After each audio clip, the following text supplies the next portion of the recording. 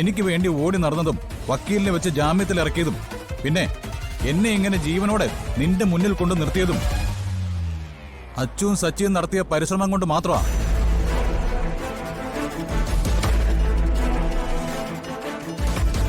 മനസ്സിലാക്കാൻ പറ്റുമെങ്കിൽ നീ ഒന്ന് മനസ്സിലാക്ക്.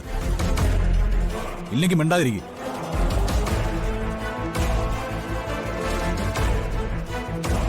ഇനി ഇവരെ കുറ്റപ്പെടുത്തി സംസാരിച്ചാലേ ഞാൻ കൈയും കെട്ടി നോക്കിയെന്നൊന്നും വരില്ല.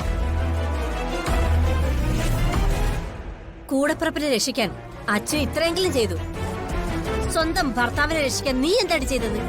എന്തെങ്കിലും ചെയ്തോ? ഇവിടെ ഇരുന്ന് കരയാനും നിലവിളിക്കാനും എല്ലാവർക്കും പറ്റും. ആ സമയത്ത് എന്റെ മോനെ രക്ഷിക്കാൻ വേണ്ടി ഓടി നടന്നതാ ഇവര് രണ്ടുപേരുവാ. അത് മറന്ന് മറ്റാരുടെയെങ്കിലും വാക്ക് കേട്ട് അനാവശ്യം പറഞ്ഞാലുണ്ടല്ലോ ഇതിന്റെ സ്വഭാവം മാറും. പറഞ്ഞേക്കാം. ഇപ്പൊ നിങ്ങൾ എല്ലാരും കൂടി ഒന്നായി. ഞാനും ആണല്ലോ വന്ന് കേറിയവള്. അല്ലെങ്കിലും ഇങ്ങനെയൊക്കെ തന്നെ വരുമെന്ന് എനിക്കറിയാം. വേണ്ടമ്മേ, അവളെ തിരുത്താൻ നിങ്ങളാരും മെനക്കെടണ്ട. അവളോട് ഞാൻ സംസാരിച്ചോളാം.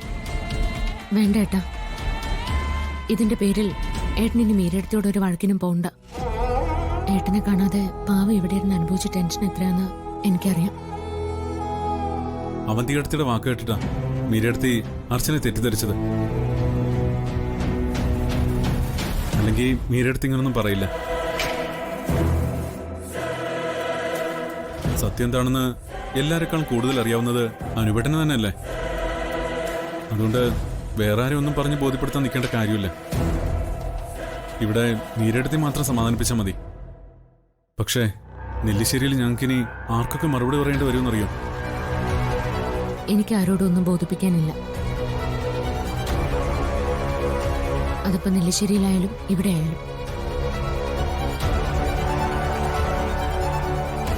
സത്യം അനുപേണ്ണറിയാം. എനിക്കത് മതി.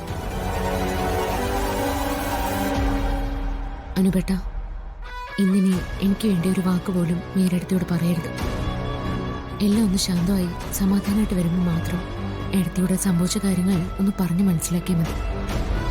അതുവരെ ഒന്നും പറയാൻ പോകണ്ട. സത്യം മനസ്സിലാക്കുമ്പോൾ തന്നെ താനെ ഇതെല്ലാം മാറിക്കോളും. ഇപ്പൊ ഏട്ടൻ ചെന്ന് വിശ്രമിക്കാം. മോളെ, അച്ഛനെ വിളിച്ചോണ്ട് പോ. ചെല്ലേ.